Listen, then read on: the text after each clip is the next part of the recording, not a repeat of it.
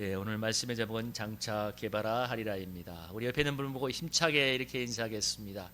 하나님은 당신은 하나님의 축복의 통로입니다. 이렇게 한번 인사하겠습니다. 시작. 당신은 하나님의 축복의 통로입니다. 아멘. 또 이렇게 우리 축복하겠습니다. 당신을 통하여서 열방이 주께 돌아갈 것입니다. 이렇게 인사하겠습니다. 시작. 당신을 통하여서 열방이 주께 돌아올 것입니다. 아멘. 우리 지난주하고 본문은 같지만 우리 다른 포인트에서 다른 측면에서 한번 말씀을 생각해 보겠습니다. 우리 연세대 철학과 교수였던 우리 김영석 교수님이 얼마 전에 그런 얘기를 하셨는데, 교회보다 더 우선한 것은 하나님 나라다 얘기를 했는데, 참 그것은 되게 제 제목이 되게 마음에 들어왔습니다. 맞죠? 교회보다 우선하는 것이 하나님 나라죠. 교회는 사실 이 땅에서 불완전하긴 하지만 하나님 나라를 구현하는 유형의 기관입니다. 그래서 교회만큼 다양한 사람들이 모이는 단체가 없어요. 교회만큼. 그죠? 여러분, 정말 우리 요람에서 무덤까지 수많은 모든 전 세대가 모이는 곳이고, 또 여러분 지금 이 시간쯤에 우리 이 대한민국의 거의 모든 수만 개의 교회들이 이 시간에 예배를 드릴 거예요. 아마 수백만 명의 사람들이, 다양한 계층의 사람들이 동시에 예배를 드릴 건데, 여러분 세상에 이런 단체는 아무 데도 없습니다. 그러니까 한번 대학교도 한번 생각해 보세요. 대학교 수업을 듣겠지만 이렇게 수백만 명이 동시에 동일한 주제를 가지고, 사실 우리 주제라고 하지만 그렇지만 여러분, 우리 하나님을 예배하는 동일한 이런 포인트를 가지고 어디도 여러분 지구상에, 그리고 우리나라에도 이런 단체는 없습니다. 교회만이 그런 일이 가능한데요. 또 우리 교회가 참 교회에 모이는 사람들은 다 연약하죠. 너무 연약하고 불완전하고 우리가 죄성을 가진 참 무너지는 연약한 사람들인데, 그런데 또 하나님의 임재가 임하기 때문에, 하나님의 은혜가 임하기 때문에, 또 하나님이 우리 연약하고 불완전한 사람을 통해서, 교회를 통해서 이 땅에 하나님의 복음을 증거하고 하나님 나라를 하나씩 확장되어 가죠. 그래서 여기서 제일 중요한 것은 하나님의 은혜요, 하나님의 임재죠. 그래서 무엇보다 중요한 게 하나님의 은혜고 하나님의 임재인데, 사실 예배 때도 사실 우리가 하나님의 임재를 체험하고 하나님의 은혜를 맛보고자 이 자리에 나온 것이죠. 왜? 그래야 우리가 하나님 나라의 사람 그리스도인으로 살아갈 수 있기 때문에 그렇습니다. 그래서 성경에 나오는 수많은 사람들은 저와 여러분처럼, 우리처럼 다 연약한 성정을 가진 사람이지만, 하나님이 그들과 함께하고 하나님의 은혜가 함께했기 때문에 여러분, 하나님이 그들을 통해서 놀랍게 역사하고 일하셨던 것이죠. 성경을 보면 하나님이 항상 사람을 먼저 부르면서 약속의 말씀을 주십니다. 예를 들면 여러분, 아브라함은 어떻게 했어요? 내가 본토 지체 아벨 집을 떠나서 내가 지시할 땅으로 가면 내가 너로 큰 민족을 이루어주고 내가 너를 복의 근원이 되게 할 것이다, 이렇게 약속하신 다음에 그를 불러서 그를 통하여 역사하시고 그에게 하나님의 은혜의 역사를 이루어가고 있죠. 오늘 동일하게 우리 예수님께서 베드로를 만난 다음에 처음으로 베드로를 보자마자 내가 내 이름을 장차 개발할 것이다 하면서 그를 부르고 있는 장면입니다. 여러분, 개발은 반석이라는 뜻이고, 시몬, 원래 베드로의 원래 이름이 시몬이죠. 시몬은 응답하다는 뜻입니다. 근데 저는 참 이 베드로의 이름을 가만히 뜻을 생각해 보다가 참 맞는 말이었다. 시몬은 응답하다고, 그 다음에 개바는 반석이라는 뜻인데, 여러분 그냥 베드로의 인생을 이렇게 요약하면 되겠죠. 베드로는 예수님의 부르심을 응답해서 여러분 반석과 같은 초대교회 지도자가 되지 않았습니까? 그래서 베드로의 인생을 가만히 생각해 보면 베드로의 가장 큰 장점 중에 하나가 무엇이냐면, 이 하나님의 부르심의 응답에 즉각적으로 순종하고 응답한다는 것입니다. 이게 베드로의 가장 큰 장점이에요. 오늘 안드레가 메시아를 먼저 만난 뒤에 누굴 데려왔어요? 동생 베드로를 데려왔는데, 예수님이 보자마자 뭐라고 하냐면, 내가 요한의 아들 시몬이 장차 개발할 것이다. 이 베드로를 초대교회의 위대한 지도자로 부르고 있는 그런 장면 중에 하나인데요.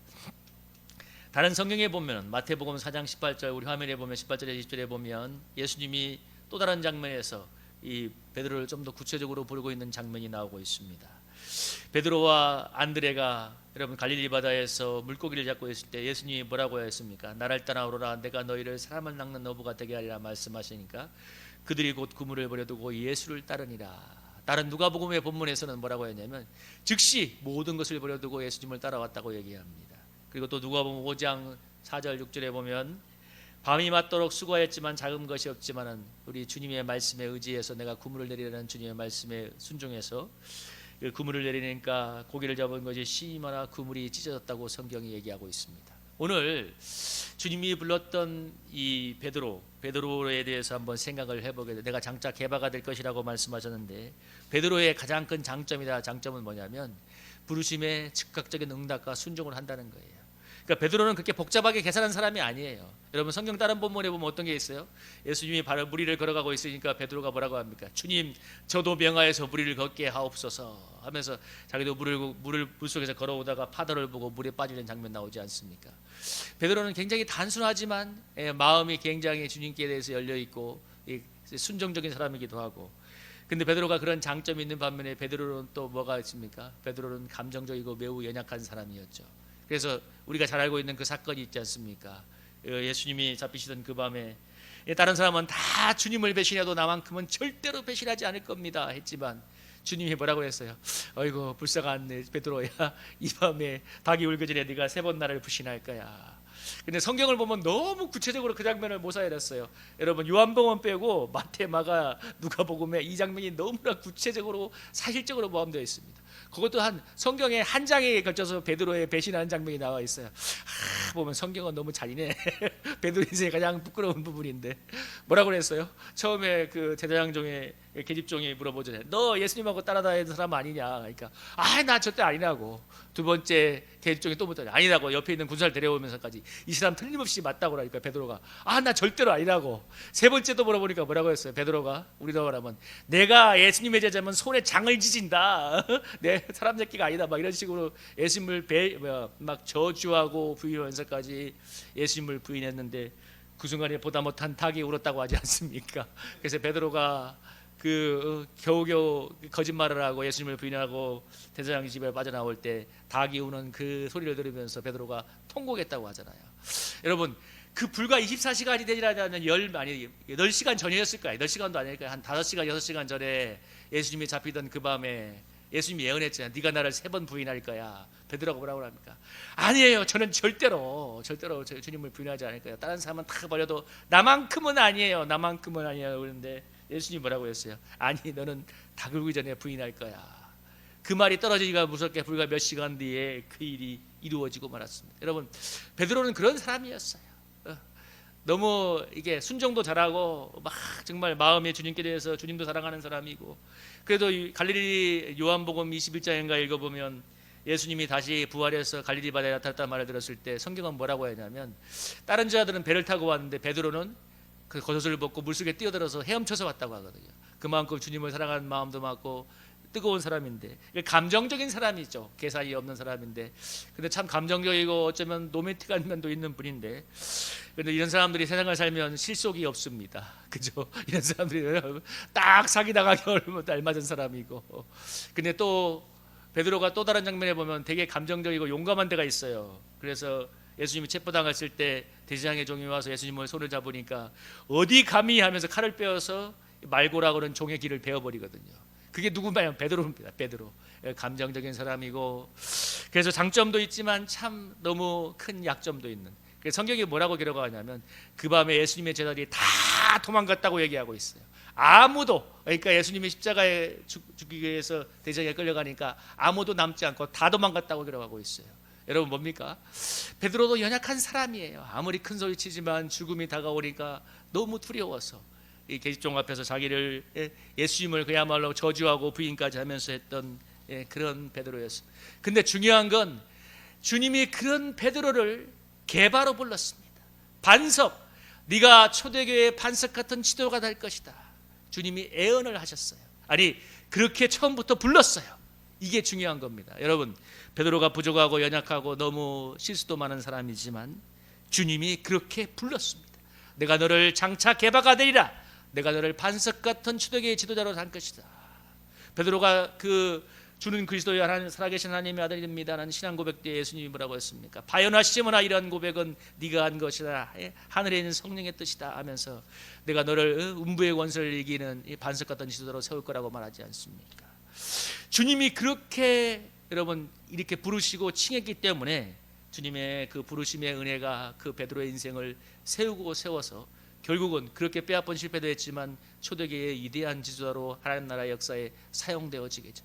여러분, 베드로가 인간적으로 생각하면 정말 우리로 말하면 저기 촌구석에, 우리로 하면 통영 아니 뭐 어디 저 땅끝 강진 이런 데서 고기 잡던 사람이었거든요. 정말 무명의 시골이었지만 시골 사람이죠. 주님이 내가 너를 산 낚는 어부로 되게 하리라, 내가 너를 개바로 되게 할 것이다, 그 부르심에 응답한 베드로를 위대한 하나님의 사도로 세웠고, 여러분 오늘 베드로의 이름만큼 전 세계적으로 위대하게 오늘날도 유명한 사람이, 예수님 다음으로 유명한 사람이 없어요. 바울 잘 몰라요. 그러나 베드로는 다 알아요.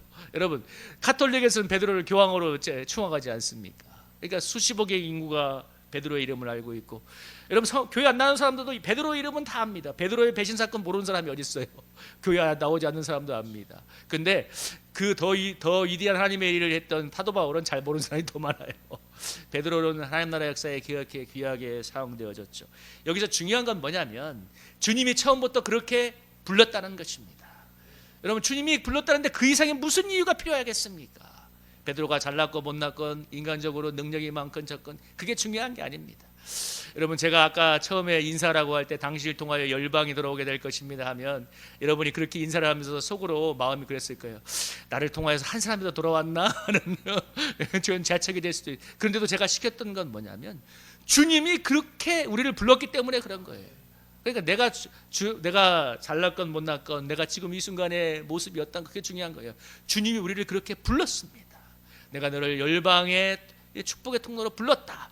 거기에 무슨 더 이유가 필요했습니까? 오늘 베드로가 인간적으로 잘난 것이 별로 없고, 여러분 그렇지만 중요한 건 주님이 내가 너를 사람 낚는 어부로 불렀다, 내가 너를 장차 개발할 것이다. 여러분 성경은 뭐라고 하냐면 처음 만나는데, 예수님과 베드로의 처음 만남인데 예수님이 긴 말 아니에요. 내가 너를 장차 개발할 것이다, 반석 같던 초대교회 지도자로 불렀다고 말씀하고 있습니다. 여러분, 성경에 가장 많이 쓰이는 단어가 뭐겠습니까? 성경에 가장 많이 쓰이는 단어는 하나님이라는 단어, 여호와라는 단어인데, 여러분 16,000번이 쓰였다고 합니다. 16,000 몇 번이라고 하는데 약 16,000번이 쓰였는데, 그 다음에 많이 쓰인 단어가 약 2,000번에 관해서 돈이라는 단어라고. 돈이 그렇게. 근데 두 번째 쓰인 단어하고 비교해도 너무 많은 차이가 있죠. 가장 많이 쓰인 단어가 이 하나님 여호와인데, 그러니까 이게 뭐냐면 성경의 주제가 하나님이란 뜻이고, 또 여러분 구약 성경을 읽어보면 알겠지만 가장 반복되는 구절이 무엇입니까? 여호와께서 말씀하여 이르시되 이렇게 될 것이다, 이렇게 할 것이라는 구절이 가장 많이 반복되는 구절 중에 하나입니다. 그래서 성경은 뭐냐면 하나님께서 말씀하시고 그것이 역사 속에 성취되었다는 것을 이렇게 기록하고 보여주고 있습니다. 여기서 우리가 성경이 말하는 중요한 주제는 뭐냐면 하나님이 역사에 온 우주를 만든 창조주일 뿐만 아니라 역사의 통치자고 온 우주의 주권자라는 사실을 이야기하고 있습니다. 여러분, 이 하나님이신 하나님의 아들 예수 그리스도가 베드로를, 아니 시몬을 뭐라고 하냐면 내가 개발할 것이다, 반석이라 할 것이라고 불렀기 때문에 그렇게 되었다는 것을 말씀드리고 싶었습니다. 여러분, 그러니까 베드로가 그렇게 잘나지도 못했고 아까 말한 것처럼 개입종업해서 자기의 인생 그렇게 3번이나 부인하면서 주님을 부인했던 저들과 똑같았던 연약한 사람이지만, 그러나 중요한 건 주님이 그를 그렇게 불렀기 때문에 불렀던 그 주권적인 은혜가 그를 그렇게 만들어간 것을 믿으시기를 바랍니다. 여러분, 우리 아브라함이 어떤 사람이에요? 75세에 불렀을 때 아브라함의 인생에 가장 수치스러운 사건 2가지가 있죠. 뭐죠? 죽기가 두려워서 아내를 누이라고 속였다가 2번이나 빼앗길 뻔하지 않습니까? 내 동생을, 여동생을 누이라고 속였다가 그 일을 2번이나 했어요. 이 아브라함이 하나님을 믿지 못해서 이 애굽 땅에 내려갔다가 낭패를 당한 것도 많았고, 그래서 아내를 빼앗길 뻔했고, 아브라함이 정말 내가 너에게 너의 몸에서 아들을 낳을 것이라고 했지만 그 약속을 믿지 못해서 첫 하가를 들여가지고 낳은 게 이스마엘 아닙니까? 그래서 그 집안에 엄청난 분란이 일어났고, 지금도 여러분 중동에서 이스라엘과 아랍이 싸우는 가장 근본적인 원인가 뭡니까? 이 아브라함이 하나님을 못 믿어서 첩을 들여서 자식을 낳은 그 역사의 슬픈 아브라함의 허물 때문에 그래요, 따지고 보면. 그렇지만 중요한 건 뭐냐면 하나님의 아브라함을 네가 본토 지적 집을 떼고 알아서 내가 지시할 땅으로 가면 내가 너를 큰 민족이 되게 할 것이라고 말씀하셨기 때문에 여러분 400년 뒤에 하나님이 그 하나님의 약속을 그대로 지켜서 아브라함을 여러분 수많은 민족의 아버지로 만들어 주셨고 오늘 믿음의 조상이 되었지 않습니까? 여러분 아브라함의 후손으로 예수님이 왔고 우리가 그 믿음의 후예가 되었잖아요. 여러분 한번 저는 이 아브라함을 향한 하나님의 약속이 성취된 것을 가만히 생각해 보면서 한번 생각해 봤습니다. 만약 지금 400년 전이라면 한국을 따지면 조선시대인데 조선시대 언젠가 생각해 보니까 병자호란 때예요. 병자호란 때. 그러니까 병자호란 한 20-30년 전에 임진왜란이 일어났으니까 조금 우리가 거슬러 올라간다면 여러분 이순신 장군 시절입니다. 이순신 장군이 해전을 하던 시절인데 여러분 430년 전이면 이순신 장군이 임진왜란에서 왜군과 싸워서 나라를 지키던 때인데 여러분 한번 생각해 봅시다. 430년 전에 누군가에게 했던 A와 B가 했던 약속이 오늘 무슨 의미가 있어요? 한번 생각해 보세요. 400년 전에 한 약속이 왕조실록에 나왔다고 해도 왕이 이렇게 신하에게 이렇게 할 것이라고 약속했다고 해도 그게 오늘 지켜지도 않을 뿐만 아니라 무슨 의미가 있습니까? 근데 여러분 하나님의 아브라함을 향한 부르심은 내가 너로 큰 민족을 이룰 것이라고 말씀하셨기 때문에 430년 뒤에 문자적으로 1.1획도 틀림없이 그대로 이루어졌습니다. 저는 이 사실을 생각할 때마다 너무 큰 은혜를 했어요. 정말 놀라운 일이다. 성경은 어떻게 보면 동화 같은 이야기인데 너무나 동화 같은 이야기인데 그걸 우리가 철석까지 믿고 있잖아요. 늘 회개하는 게 뭐예요? 우리가 믿음이 딸려서 회개하잖아요. 그 주님을 못 믿어서 회개하잖아요. 세상 사람들 보면 저 인간들 저렇게 어리석은 걸 믿고 있느냐. 여러분 자유주의 신학이 추구했던 것 중에 하나가 뭐냐면 세상 사람들에게 이성적으로 도덕적으로 납득이 안 되니까 성경에서 모든 기적을 다 사라지게 하고 오직 윤리적인 가르침만 남겼습니다. 그래서 예를 들면 대표적인 거 뭐예요? 산상수훈 이런 거 세상 사람들도 좋잖아요. 네 원수를 용서해라, 사랑해라. 근데 그렇게 되면 성경에서 기적이 사라지면 여러분 윤리적인 가르침만 나와요. 도덕책이에요, 도덕책. 같이 성경에 수많은 것들 중에 하나는 기적이고 사람의 이성과 유형을 초월하는 영적인 놀라운 권능의 영역입니다. 여러분 그 하나님이 사람을 불렀기 때문에 내가 너를 열방의 큰 민족의 아버지가 되게 할 것이라고 아브라함을 불렀기 때문에 아브라함 인생이 그렇게 되었고 여러분 모세도 하나님이 80세에 불렀을 때 모세가 뭐라고 했습니까? 제발 부를 사람을 불러주세요. 여러분 우리나라로 저나 여러분이나 25년 뒤에 지나가야 23년 뒤에 지나야 80세예요. 저나 여러분이 80세면 어떡할 것 같아요? 하나님이 부른다고 하면 하나님도 참 요즘 힘드신갑네요. 쓸 사람이 그렇게 없었어. 근데 하나님이 모세를 불러가지고 그를 출애굽의 지도로 세우고 여러분 기적의 기적을 일으켜서 430년간 그 땅에 있던 수백만의 이스라엘 백성을 여러분 출애굽시켜서 가나안 땅에 오늘날의 이스라엘 땅에 들어가게 만들었지 않습니까? 저는 여러분 이 본문을 묵상하다가 한 사람이 더 떠올랐어요. 그게 바로 기드온인데 왜 기드온이 떠올르냐면 기드온이 벌였던 미디안과의 전쟁이 너무 동화 같은 스토리라서 그랬어요. 여러분 한번 이걸 보면 하나님이 미디안과 했을 때 여룻바알이 기드온이거든요. 기드온에게 이렇게 얘기합니다.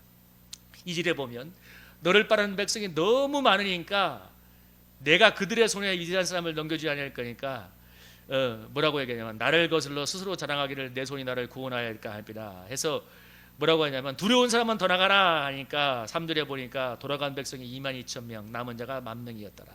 그러니까 32,000명이 미디안과 싸우기 위해서 나왔는데 미디안 조건은 약 13만 명이 넘었어요. 4배가 넘는 숫자였는데 근데 하나님이 뭐라고 하냐면 니들이 너무 많아. 아니 미디안이 많은 게 아니라 이스라엘 백성이 너무 많아. 제발 좀 줄여. 두려운 사람 돌아가 해서 32,000명 중에 22,000명이 돌아가고 또 그러니까 하나님이 뭐라고 하냐면 야 그래도 너무 많다. 그러니까 뭐야 이번에는 내가 물가에 가서 물을 먹는 사람들을 보고 시험할 것이다 해가지고 물을 마시게 해서 어떤 사람을 했습니까? 개처럼 물에 이렇게 얼굴을 대고 먹는 사람들 다 빼고 이 손으로 이렇게 물을 먹던 사람들 누굴 막해서 300명을 남기잖아요. 그래서 기드온과 유명한 300용사 아닙니까? 여러분 300명하고 적군이 몇 명이냐면 13만 명이 넘어요. 여러분 제가 배수를 계산해 보지 않았는데 300명의 10배면 3만 명. 여러분 10배면 그럼 40배 50배가 되는 적군과 싸우는 거잖아요. 예. 근데 하나님이 뭐라고 하냐면 너무 이 기드온이 마음이 연약해질까봐 뭐라고 하냐면 그 성경 뒤에 보면 하나님이 네가 미디안 적군을 정탐하게 되면 네가 용기를 얻게 될 것이다. 그때 미디안이 가서 들었던 내용이 그거예요. 어느 이 미디안 병사 둘이 하는 얘기, 야 꿈을 꾸었는데 야 이스라엘 전쟁에서 어떤 보리문동이 같은 게 와가지고 우리를 초토화시키는 꿈을 꾸었어. 그래서 그 꿈이 음을 들으면서 기드온이 힘을 냈죠. 아 하나님 우리를 이기게 할 그렇게 사인을 주는구나. 그래서 기드온과 300용사가 여러분 한 손에는 횃불 한 손에는 항아리를 들고 깨뜨리면서 돌격했을 때 성경이 뭐라고 하냐면 서로 싸웠다고 나오고 있어요. 그래서 여러분 저기 사사기 8장 10절에 보면 뭐라고 나왔습니까? 모든 군대 중에 칼을 든 자 12만 명이 죽었고 300명이 어떻게 10만 명을 죽였겠어요? 서로 싸우다가 죽었겠죠. 근데 중요한 건 하나님이 기적 같은 승리를 기드온을 통해서 이루었다는 것입니다. 저는 여기서 뭘 말씀드리냐면 하나님의 놀라운 권능의 손, 임재의 손, 은혜의 손이 함께하면 여러분 우리의 모습이 연약하건 부족하든 상관없이 하나님의 역사가 이루어진다는 것입니다. 그래서 여러분 교회가 뭐예요? 수많은 연약한 사람들이 모여있지만 우리를 통해서 임하시는 하나님의 임재, 하나님의 은혜가 있기 때문에 하나님 나라가 구현되어 가는 것입니다. 그래서 저는 오늘 이 하나님에 대해서 여러분이 마음에 믿음을 품고 가기를 소망합니다. 베드로를 불러서 사용했던 하나님 뭡니까? 내가 널 장착해박하게 할 것이다 하니까 하나님의 말씀대로 되어지지 않습니다. 모세, 기드온 또 수많은 하나님의 사람들이 그걸 말하고 있죠. 그래서 성경에 참 은혜로운 구절이 로마서 11장에 나오죠. 하나님의 부르심에는 후회함이 없다고 했습니다. 저나 여러분이나 인간적으로 연약함과 부족함이 많을지라도 하나님이 부른 것은 분명한 이유가 있고 우리를 향한 소명과 사명이 있습니다. 그건 반드시 이루어질 것입니다. 근데 중요한 건 우리도 마음에 응답하는 게 중요해요. 아까 베드로의 장점이 뭐라고 했어요? 응답하는 거잖아요. 내가 너를 개발할 것이라고 했을 때, 내가 너를 사람 낚는 어부가 되게 할 거라고 했을 때 베드로가 즉시 따라갔던 것처럼 저와 여러분이 부족하지만 여러분 하나님의 부르심에 날마다 응답에 우리의 마음을 들여서 응답하기를 소망합니다. 이게 중요해요. 여러분 내가 순종하자는 마음을 갖고 자꾸 마음으로 아멘하고 순종하자는 마음을 갖고 자꾸 내 마음을 주님께 자꾸 순종의 마음으로 드리게 되면 하나님의 은혜가 우리 속에 흘러들어와서 거기를 타고 흘러들어와서 여러분 안 되던 게 되게 할 줄로 믿습니다.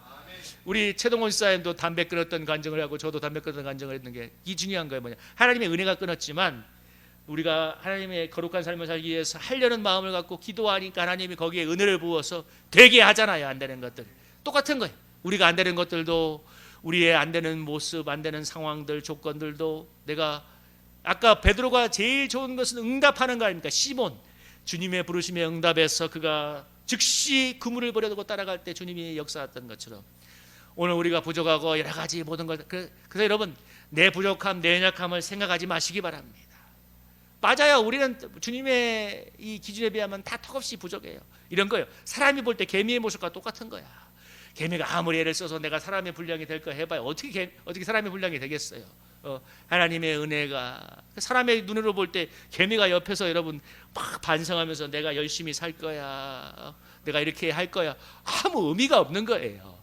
뭐냐면 하나님께는 우리가 개미 같은 존재이기 때문에 그 하나님의 크신 팔, 권능의 팔을 믿고 우리가 하나님을 바라보며 의지하며 나가기를 원하시지 내가 막 이 작은 얼마 없는 능력을 가지고 내가 이렇게 할 거야 저렇게 할 거야 하는 거 하나님이 그런 걸 별로 원하지도 않고 그게 중요한 게 아니라는 거예요. 저는 가만 갈수록 느끼고 있습니다. 여러분 제가 전에 참 이게 인간의 연약함이 자기 중성인데 가만히 저의 신앙을 돌아보니까 그래 내가 기도하고 내가 열심히 하고 내가 잘해서 해서 하나님의 나라가 하나님의 역사가 이렇게 해주고 뭔가 교회도 부흥되고 뭐가 이루어질 거야. 그게 인간적으로 생각하면 틀린 말은 아니지만 그보다 훨씬 더 중요한 것은 그와 내가 열심히 하고 애쓰는 것과 비교할 수 없는 하나님의 은혜, 하나님의 주권이 있는 줄로 믿습니다. 내가 그 하나님을 믿고 하나님께 순종적으로 내가 마음을 내어드리고 순종하는 걸음을 갈 때 하나님의 은혜가 흘러들어와서 그 역사를 이루고 할 거예요. 여러분 내가 열심히 하고 결단해서 나아가서 막 많이 애를 쓰고 기도해서 뭔가가 이루어졌다. 이건 세상으로 말하면 지가 열심히 해가지고 자서전을 쓰면 내가 이렇게 해서 잘했다는 거와 뭐가 똑같은 얘기 아니겠어요? 그 종교적인 이름을 바꿨다 뿐이지. 자서전 쓰면 그렇게 되잖아요. 근데 그거 아니잖아요. 우리가 연약하지만 하나님의 은혜를 믿고 순종적인 마음을 드릴 때 하나님의 놀라운 은혜가 우리의 인생을 이렇게 만들어갔다는 간증이 제대로 된 간증 아니겠습니까? 여러분 베드로와 유다를 생각해 보세요. 유다도 예수님을 팔아먹었고 베드로는 예수님을 정말 저주하며 부인까지 했지만 유다는 여러분 후회하고 자살했지만 베드로는 회개하고 놀랍게 쓰임받았지 않습니까? 저는 그 얘기 생각하면서 물론 서로의 차이도 있겠지만 어쩌면 베드로에게 부어졌던 은혜가 그거 아닌가 하는 건 생각이 들었습니다. 그 절망과 좌절의 자리에서 주님을 바라보고 기도하며 회개하며 일어설 수 있던 그게 하나님의 은혜 아니겠어요? 왜? 베드로가 응답하는 사람이었기 때문에. 오늘 우리 사랑하는 저와 여러분이 주님을 믿고 겸손하고 순전한 마음으로 우리 주님께 순종하는 마음으로 나아갈 때 하나님의 정말 우주를 만들고 수많은 믿음의 선지를 썼던, 오늘 여러분 수십 배의 적군을 물리치게 했던 하나님의 권능의 은혜가 동일하게 우리 삶에 이렇게 스며들어오고 역사해서 하나님의 아름답고 위대한 역사를 만들어갈 줄로 믿습니다. 여러분, 우리 그 하나님을 바라보고 오늘도 마음의 소망의 믿음의 불을 지켰으면 좋겠습니다. 저는 오늘 이 동화 같은 수많은 얘기 중에서 오늘 기도원 얘기를 생각해 보면서, 왜냐하면 기도원이 너무 겁이 많았거든요. 어떤 사람이냐면, 여러분 성경의 기도원의 주장하는 첫 번째 장면은 뭐냐면, 이 미디안 적군에게 밀을 뺏기가 두려워서 저 포도나무 들에서 숨어가지고 밀타작을 하는 기도원의 모습을 그리고 있습니다. 여러분, 근데 포도나무 틀이 어디 있었냐면 전부 다 저지대에 있었대요. 낮은 숨은 데. 원래 뺏기지 않으려고 거기다가 포도나무 틀에다가 뭘 집어넣고 밀을 집어넣고 숨어서 눈치 보면서 뺏길까 하면서 밀타작을 하던 참 건방고 소심한 기드온에게 하나님이 찾아와서 뭐라고 했어요? 내가 너를 통해서 미디안에게 손에서 너를 구원할 것이다 하니까, 기드온이 용기가 안 생겨서 뭐라고 했습니까? 하나님을 2번 시험했잖아요. 밤에 여기 양토로에다만 이슬이 맺히고 2번이나 시험한 끝에. 그렇지만 중요한 건 하나님이 그 기드온을 붙잡아서 용기를 주시고 믿음의 싸움을 하게 해서 그 기드온을 통해서 놀라운 구원의 역사를 이루고 있지 않습니까?